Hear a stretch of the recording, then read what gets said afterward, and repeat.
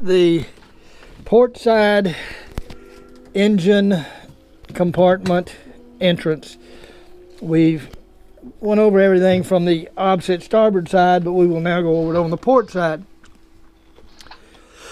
Looking in the aft engine box, engine compartment, we have the 3-inch exhaust hose, which goes back to the built-in waterlock muffler, which was original on the boat, is in that aft cabin behind the furniture, which we did earlier in the walkthrough. There is one seacock located on the port side of the engine shaft that is closed and not being used. It is new. It has 1.25 inch 90-degree L on it, which needs to be plumbed. It's for future air conditioning intake. I've recommended that we put a plug or something, or remove the handle off the valve at a minimum so it could not be inadvertently opened. But I think Gary's going to put on a hose with a cap on it, which would be fine. Either that or remove the handle so it cannot be inadvertently opened. But probably should be plugged so the valve could be exercised on occasion. Coming forward, there are 2 water lines coming off the engine, which goes up to the vented loop from the heat exchanger going down to the mixing elbow on the exhaust. There is a plastic reservoir for coolant reservoirs for the engine, which needs some fluid in it now. It is the overflow reservoir for the Yanmar system. It's located within a few inches of the radiator cap, as recommended by Yanmar. Moving forward into the lower front doors on the port side that go into the engine room, there are 2 hoses right here, which are vent hoses from the water lines. Gary is going to hook those up to a vent and run it to a point above the heeled water line, or tied into a gooseneck at the galley sink, which was the original hookup, but the goosenecks have been removed and not back on the boat. But this is simply a vent line that needs to be done. Should not be allowed to get below, hang low in the boat, because the tanks, when healed, could purge water out from the tanks. Looking at the port side of the engine, we have at the back of the alternator is a large number 4 wire, which is the output of the alternator, which goes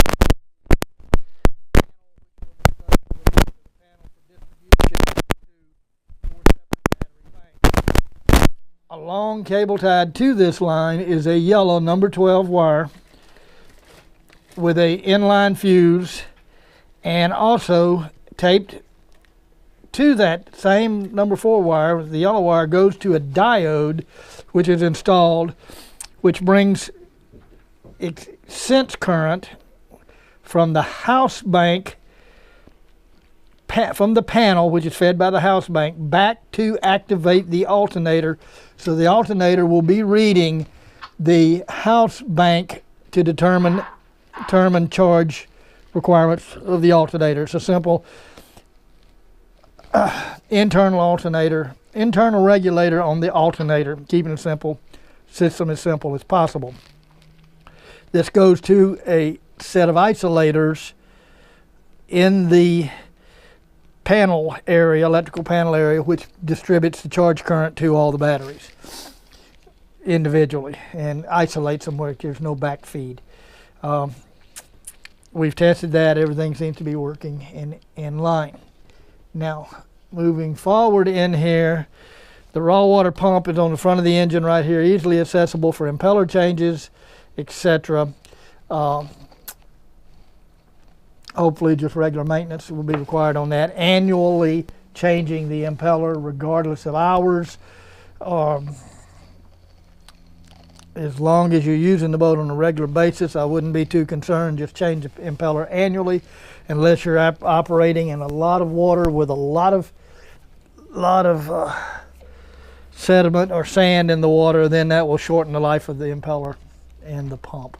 But that just needs to be a routine maintenance follow-up.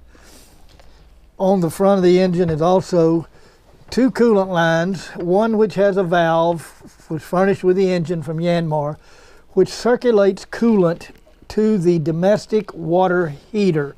So when you're off the shore power grid or no generation running on the generator, the engine coolant heats the water heater, the water in the water heater. And that's a nice feature. It just needs to be acknowledged that it's in the coolant circuit line and needs to be monitored for leaks, etc. There's an oil fill on top of the engine, right here on the forward side, a little bit to port center. Then there is also an oil fill over on the starboard side of the engine, whichever one's convenient. Both go to the same place. Pretty much everything in this opening. The sink plumbing's visible, which goes down to the galley sink down. Now, the manual bilge emergency pump is located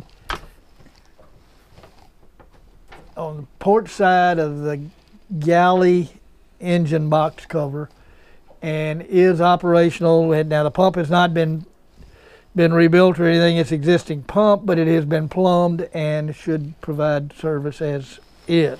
Everything appears to be good on it. Pretty well wraps up everything in this side.